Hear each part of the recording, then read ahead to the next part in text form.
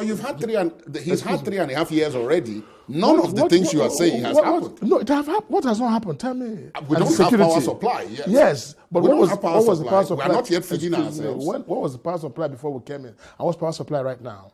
It's not a magical thing.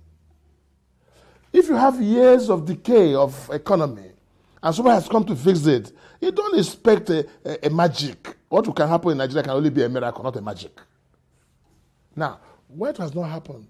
You mean the agricultural sector, anchor borrowers is not doing well? You can see it. You mean power is not a bit more stable than it used to be before? You can see that. You mean the security situation in Nigeria is not even better? Now, we are talking about taking power from a government when dollar was 120 naira, $120 per barrel. And when it has oil, and when it has dropped to 40, below 40 when he came in, Nigeria ought to have moved further with that opportunity. We miss an opportunity. Now we're struggling. Now we're able to pay salaries. Now we're able to keep the nation running.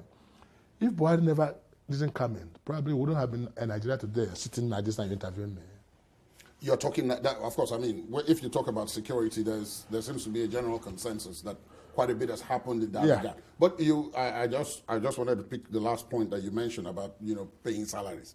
As we are speaking here, Governor Okorocha, 25 states, maybe your state is not amongst them because you said earlier in the interview that you're not owing anybody. No. But 25 states, at least that comes from figures released by the National Bureau of Statistics. Yes. Cannot pay salaries. They're owing ranging from 3 to 8, 9 months in some cases. Yeah. So, and the situation would have been worse if not for the bailout funds that were released by the federal government. And if not by the leadership of President Muhammad Buhari, those states would have been owing 2 years now, 3 years, 4 years. Some would have been owing 5 years. There might be no country if there was this intervention from this man of wisdom didn't come in. That's the point I'm making. I'm not saying that Nigeria is okay.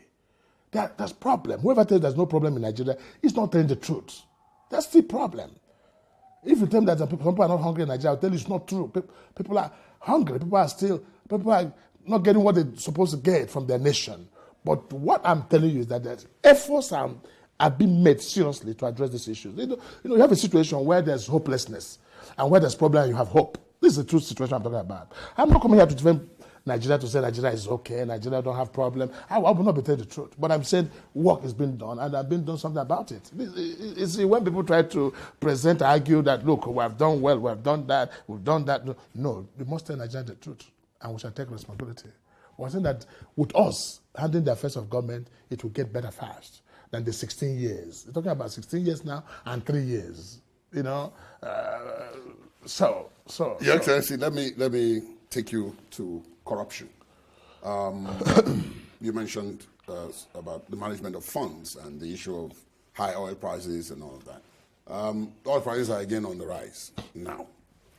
Maybe not due to factors that Nigeria is completely responsible for.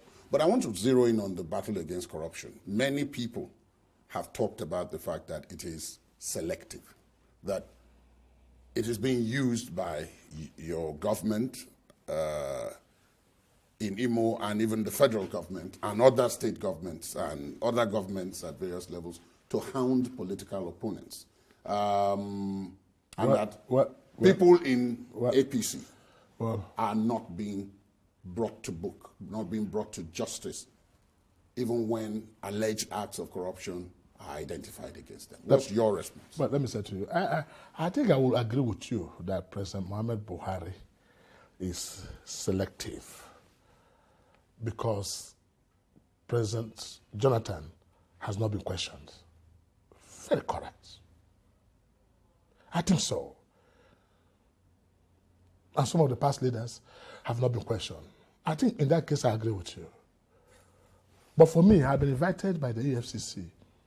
My Accountant General and my PS are invited with EFCC much more than anybody else because I have an office in Imo State for petition writing on Wedra Road. It's a traditional way. So somebody will just sit down and carve out petition, and they must investigate. So I've come to EFCC much more than any governor has gone. My house in Jos was ransacked as a sitting governor. And you don't hear anything about it. So when it comes to selectiveness of this, I worry where this comes up. But let me tell you, if you ask me also, I have my grudges about EFCC. It might shock you. You have grudges? I have grudges. I would have advocated for a different way of fighting the corruption than anything. What way? Now look at the problem we have in this country, which we said. Because we're going to fight corruption to such an extent that it has become an issue of presidential papers, the paperwork. And once we take that dimension, we're going to have more problems. So if, for instance, this flag here is 10,000 naira, and you can have a paperwork to show that this flag here is 1 million naira, and there are 3 people bidding about it, and you take 1 million, that's fine. That's another systematic corruption. I have issues with that. Now, what I think I advocate for in fight for corruption is that people should be given targets. I have often said to everybody at the Economic Council, I said the best way to check this corruption is call us the governors. Now, I know how many billions of naira I've collected since I became governor. It's there for everybody to say, look, tell us what you have done with the money you collected. Why do we fight corruption? I'd rather prevent corruption than fight it. There's another dimension I think my party should look into. Because people are getting away with corruption on the basis that they can perfect the paperwork. Now. So, but if you come to Imo State now, and I show you, listen, I have 27 general hospitals.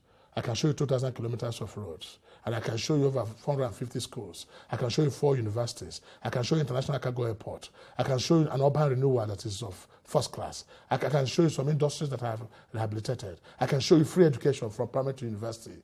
I can show you this. Then you should know who should give one the change. But what if you come to my state?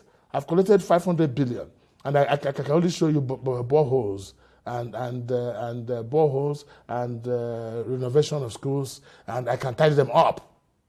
Now you can perfect the paper. You can do the paper. So that is, for me, it is what I call Iberiberism. I beg your pardon? Well, go and search for it, my friend. Iberiberism? Yes. It's an Please English explain. word. What does it mean? Well, go and search. Go and look for the dictionary to look at it. I doubt that can be found in the dictionary. Are you sure? Your Excellency. Okay, look at Rocha's dictionary and see where it is. But I have you here, so I don't have to go looking for the dictionary. Iberiberism is foolishness. Okay. Because it doesn't make sense. Like, when you give people assignment and they're elected, hold them responsible. Hold them responsible. And let them tell you what you have done with the money that is. When you cannot justify the money you have been given, then you cannot come up and say, listen, gentlemen, this man has failed. But you know what pains me? Why I'm saying this is that if you come today, it looks like governors are branded as criminals. I mean, it's so bad. But and governors have been known to be people on trial. People are. Good day,